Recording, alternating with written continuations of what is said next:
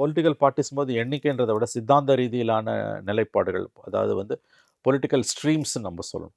அது பார்த்திங்கன்னா திமுக, அதிமுக, காங்கிரஸ், பிஜேபி, 2 இடதுசாரிகள் இல்லையா?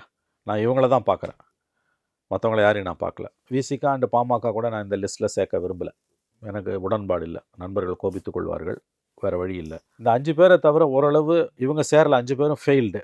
நாம் தமிழர் ஓரளவு சேர்ந்துருக்காங்க. ஆனால் அதிகமாக அடுத்த தலைமுறைக்கிட்ட போனதுன்றது அன்டவுட்டட்லி விஜய்.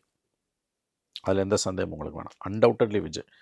தட் இஸ் ஜென்ஸின்னு சொல்லக்கூடிய, இன்றைக்கி உலகம் முழுதும் ஜென்ஸி தான் வந்து ஒரு கோல் வச்சுக்கிட்டு இருக்காங்க. அந்த விதத்தில் பார்க்கும்போது அடுத்த தலைமுறை கிட்ட உங்கள் கேள்வி, போய் சேர இந்த கட்சிகள் தவறிவிட்டனவான்னு நீங்கள் கேட்குறீங்க. எஸ், யூஆர் ரைட், தவறிவிட்டன. இது வந்து வேக்கப் கால்.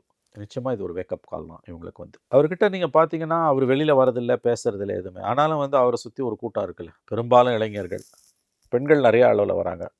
எல்லா வயது பெண்களும் அவருக்கு ஆதரவாளர்களாக இருக்காங்க. அது ரொம்ப ஆச்சரியமாக இருக்குது.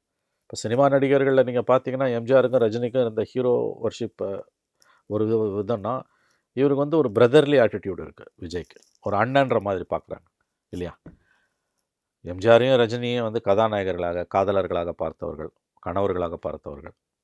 விஜய் வந்து ஒரு அண்ணனாக பார்க்குறாங்க அவங்களுக்கு. இதெல்லாம் வந்து பாசிட்டிவ் சைடு.